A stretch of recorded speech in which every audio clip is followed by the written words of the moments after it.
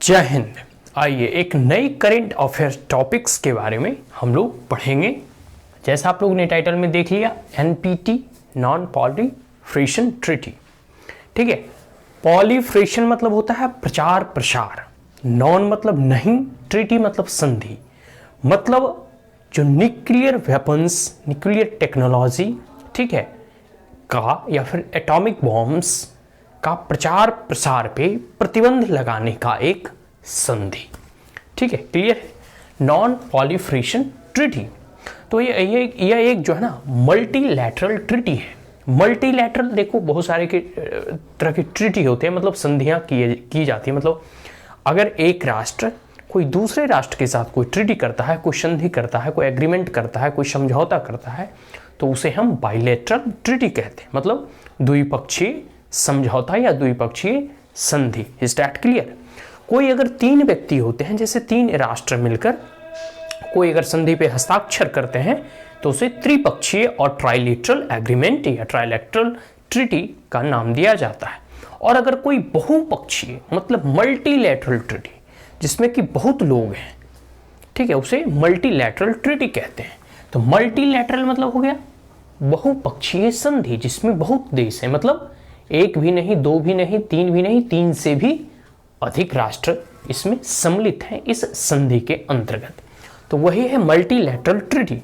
P5 already हम लोगों ने प्रीवियस क्लास में भी पढ़ा था कि वैसे 5 देश जो न्यूक्लियर डेवलप्ड कर चुके थे। ठीक है, एक प्रकार से समझो कि हॉर्स ट्रेडिंग चल रहा था, एक प्रतियोगिता चल रही थी, स्पर्धा चल रहा था सुपर पावर बनने के लिए, और एक प्रकार से कह सकते हैं ना कि कंपटीशन चल रहा था बिटवीन डिफरेंट नेशंस। और इस होड़ में जो है कई एक राष्ट्रों ने न्यूक्लियर पावर्स और एटॉमिक बॉम्ब्स बनाने की टेक्नोलॉजी, और एक प्रकार से कहें कि उसके पास एटॉमिक बॉम्ब्स उन्होंने बना लिया, क्षमता या विकसित कर ली। तो सर्वप्रथम जो है यूनाइटेड स्टेट ऑफ अमेरिका ने इसका गुप्त रूप से परीक्षण किया, और दुनिया तब इससे रूबरू हुई जब जो है नागासाकी और हिरोशिमा जो जापान में द्वितीय विश्व युद्ध के दौरान उस पर जो है ड्रॉप कर दिया गया। तो उस त्रासदी के बाद पूरी के पूरे कह सकते हैं ना कि वर्ल्ड जो है स्तब्ध रह गई। Start clear? उसके बाद रसिया अपने आप में उस वक्त एक मेजर जो है ग्लोबल पावर बन चुका था। तो रसिया को लग रहा था उस वक्त, मतलब यूएसएसआर, रसिया नहीं मतलब यूएसएसआर, अभी का रसिया पर कह भी सकते हैं रसिया, ठीक है। तो उस वक्त का यूएसएसआर के मध्य मतलब एक प्रकार से ना मस्तिष्क में यह कौंध गया कि भाई ये मतलब क्या चीज़ है, और यूनाइटेड स्टेट ऑफ अमेरिका ने जो है बिना बताए, मतलब पूरी दुनिया को बताए, ये जो है न्यूक्लियर बॉम्ब्स की कैपेसिटी को डेवलप्ड कर लिया है। इन दैट केस जो है, क्योंकि उस वक्त का यूएसएसआर भी एक सुपर पावर था, मेजर ग्लोबल पावर था, जियोपॉलिटिक्स में उसका भी योगदान था, उतनी बड़ी नेशन थी, ठीक है। तो वह भी जो है इस होड़ में, इस प्रतिस्पर्धा में कुछ ही सालों के बाद वह भी परमाणु परीक्षण कर लेता है। इसके बाद फिर ब्रिटेन, फ्रांस के पास भी यह तकनीक आ जाता है, और फिर चाइना ने भी इसे जो है परमाणु परीक्षण करके न्यूक्लियर कैपेसिटी हासिल कर लेता है। इसके बाद क्योंकि भारत और चाइना के मध्य में जो है 62 का युद्ध हो चुका था, जिसमें कि भारत की कह सकते हैं कि पराजय का मुंह देखना पड़ा, वो नेहरू की कह सकते हैं कि विफल नीतियों के कारण और कह सकते हैं अदूरदर्शिता के कारण ये मतलब हमें हार का सामना करना पड़ा और अक्साई चीन हमें खोना पड़ा। और आज भी देखो गलवान घाटी या फिर डोकलाम, नाथुला पास वगैरह, सिक्किम, अरुणाचल प्रदेश, लद्दाख के इंसिडेंट वगैरह होते रहते हैं। तो कॉन्फ्लिक्ट हमारा चाइना के साथ अभी भी है, उस वक्त भी था। तो भारत उस वक्त भी बहुत चिंतित होने लगा कि now India also need to developed a nuclear bomb और न्यूक्लियर कैपेसिटी। तो उसके बाद इंदिरा गांधी के पीरियड में 1974 में जो है एक न्यूक्लियर और परमाणु परीक्षण किया गया। उसके बाद फिर जो है अटल जी के पीरियड में 1998 में 1998 में जो है एटॉमिक और परमाणु बम जो है कह सकते हैं एक्सप्लॉइटेशन इसका किया गया। तो देखो ये P5 नेशन जो थे ना एक ट्रीटी साइन करते हैं 1968 में। Is that clear? तो हम लोगों ने मतलब जैसे कहा कि भारत के बाद फिर पाकिस्तान परमाणु परीक्षण करता है, पाकिस्तान के बाद जो कह सकते हैं कि अभी देखो हाँ, भले ऑफिशियली डिक्लेयर नहीं किया गया है इजराइल के द्वारा, लेकिन पूरी की दुनिया को पता है कि Israel has the capacity of nuclear bomb. Is that clear? Now north America also has the capacity. ठीक है, नॉर्थ अमेरिका बोल रही है, नॉर्थ कोरिया नॉर्थ अमेरिका ने नॉर्थ कोरिया, ठीक है, तो नॉर्थ कोरिया भी डेवलप्ड कर चुका है और ईरान के प्रति सैंक्शन लगाया मतलब जो था ना, मतलब अमेरिका की पिछली जो सरकारें थी, ट्रंप साहब, उन्होंने ईरान के ऊपर जो है बहुत अधिक जो है इकोनॉमिक सैंक्शन लगा दिए हैं और इससे चिढ़ा हुआ ईरान भी जो है कह रहा है कि हम आज ना कल न्यूक्लियर कैपेसिटी हासिल कर लेंगे।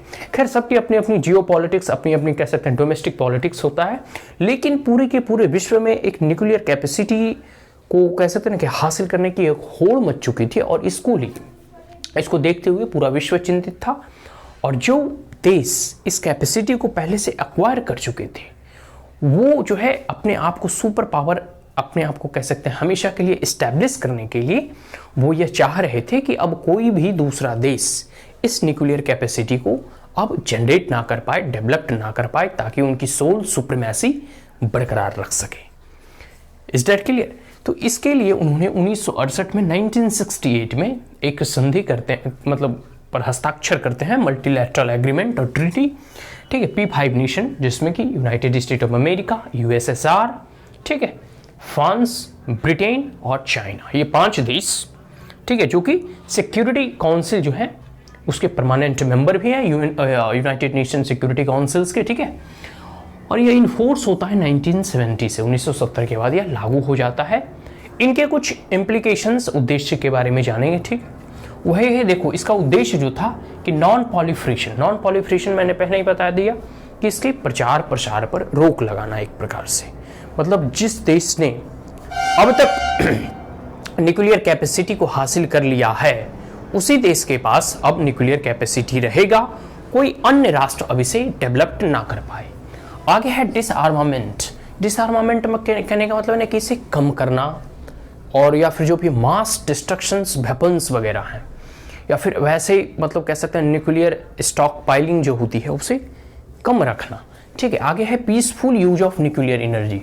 न्यूक्लियर एनर्जी का बहुत बड़ा यूज होता है वो इलेक्ट्रिसिटी जनरेशन में या फिर एनर्जी जनरेशन में, तो इसका पीसफुल पर्पस के लिए, मतलब शांति के प्रयोग में हम इसका उपयोग कर सकते हैं।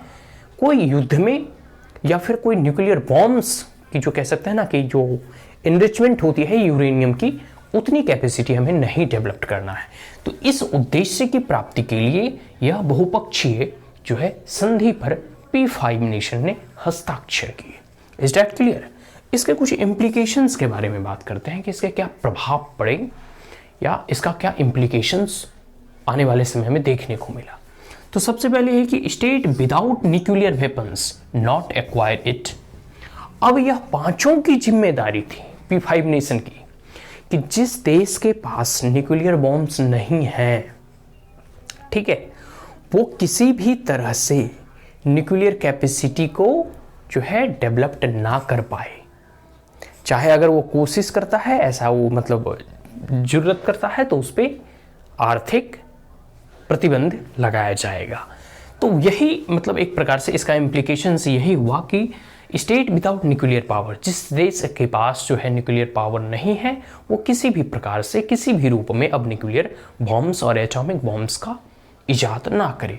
दूसरा है परस्यू डिसआर्मेंट, और साथ साथ उसके पास है उसे भी रिड्यूस करने की बात कही गई है। And all state access nuclear technology for peaceful purposes.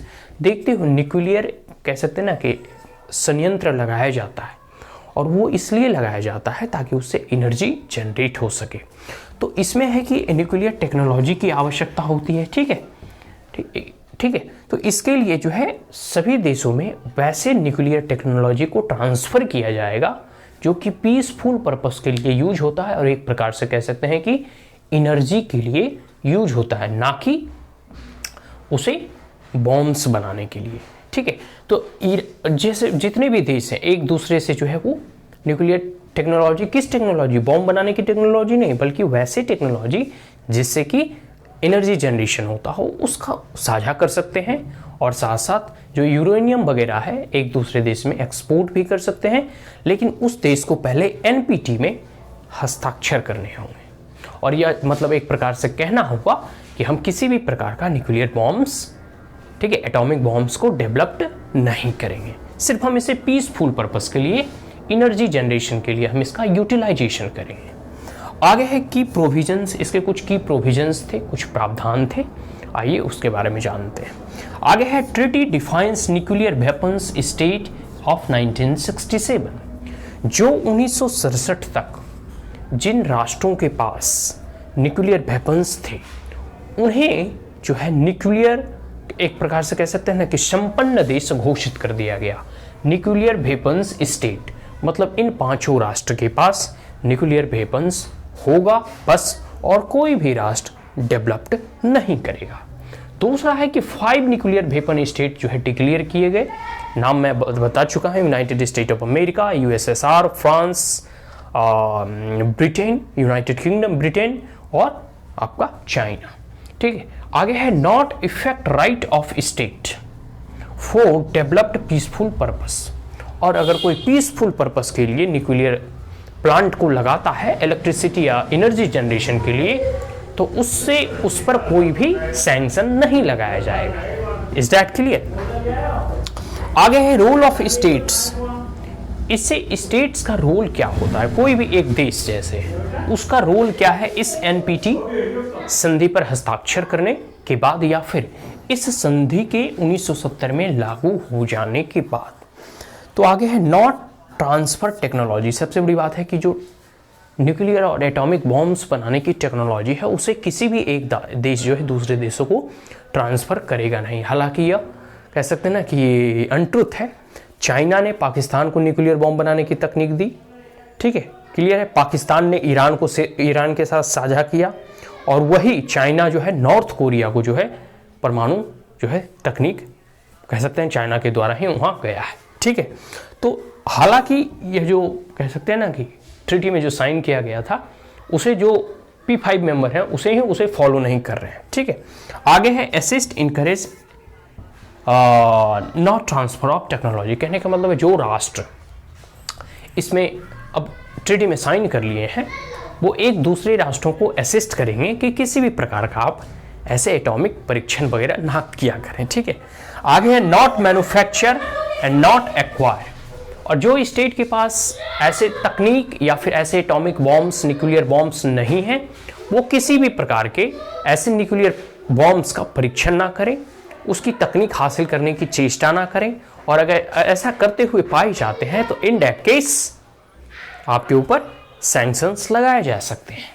आगे है international atomic energy agency, IAEA। International atomic energy agency की स्थापना की गई। जो भी पीसफुल पर्पस के लिए न्यूक्लियर पावर प्लांट जो होते हैं वो, अगर जैसे भारत में भी कई न्यूक्लियर पावर प्लांट हैं और बहुत सारे देशों में जो है न्यूक्लियर पावर प्लांट जो है वो लगाए जाते हैं, तो वो लगाने का जो है लगाने के बाद एक एजेंसी है IAEA, international atomic energy agency, जिनका यह कार्य है कि वो उसकी निगरानी, उसकी रिव्यू, उसके मैनेजमेंट को जो है बार बार मॉनिटरिंग करते रहता है कि जिस उद्देश्य की प्राप्ति के लिए जिस एनर्जी पावर प्लांट के रूप में वहाँ यूरेनियम या न्यूक्लियर का यूज हो रहा है वो उसी पर्पस के लिए यूज हो, कोई उसका मिलिट्री पर्पस के लिए यूज ना किया जाए। Is that clear? तो ये पूरे के पूरे नॉन पॉलीफ्रेशन ट्रीटी के बारे में हम लोगों ने जाना। अब है कि भारत इसमें अभी तक हस्ताक्षर नहीं किया है। उसका मानना है कि क्योंकि हमारा जो है दोनों तरफ दुश्मन जो है पाकिस्तान और चाइना जो है न्यूक्लियर पावर कंट्री है, तो कभी भी जो है शांति अभी तक स्थापित नहीं हो पाई है। अभी भी चाइना का एग्रेशन और पाकिस्तान स्पॉन्सर टेररिस्ट जो है भारत में हमेशा वो इंडल्स कराने की कोशिश करता है।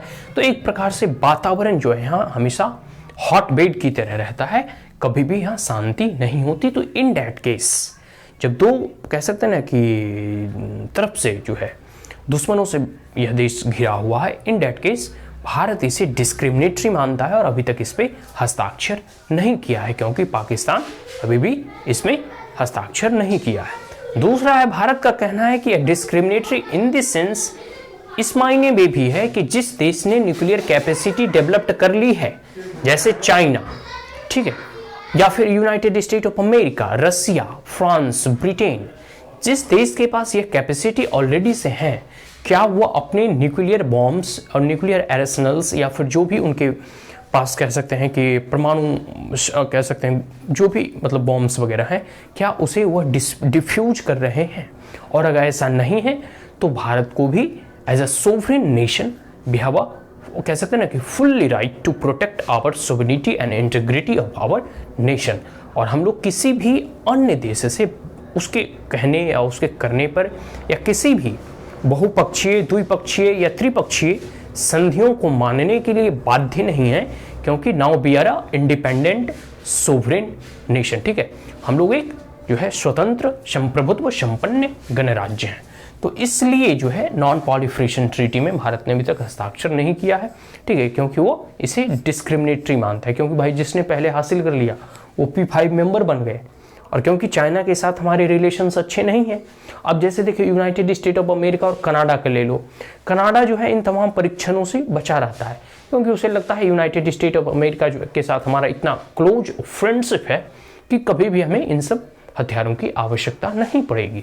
तो एक प्रकार से कह सकते हैं कि कंट्री जो है, कोई भी हर एक कंट्री अपने अपने सिचुएशन के आधार पर निर्णय लेते हैं। तो भारत उसी आधार पर, जब यह कई एक तरफ से जो है दुश्मनों से घिरा हुआ है, और ऐसा दुश्मन जो कह सकते हैं कि लॉन्ग टर्म बॉम्ब में, अभी देखिए पाकिस्तान के साथ आफ्टर 1948 या फिर आज़ादी ही जो है दोनों के विरोध में ही डायरेक्ट एक्शन डे जो है 10 लाख लोगों की बलि लेकर जो है वो पाकिस्तान का निर्माण हुआ।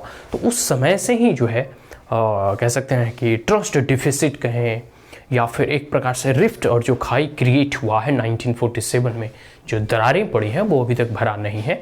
1962 में चाइना के साथ बार होता है, जिसमें कि इंडिया का एक मेजर पार्ट अक्साई चीन वो कब्जा कर चुका है।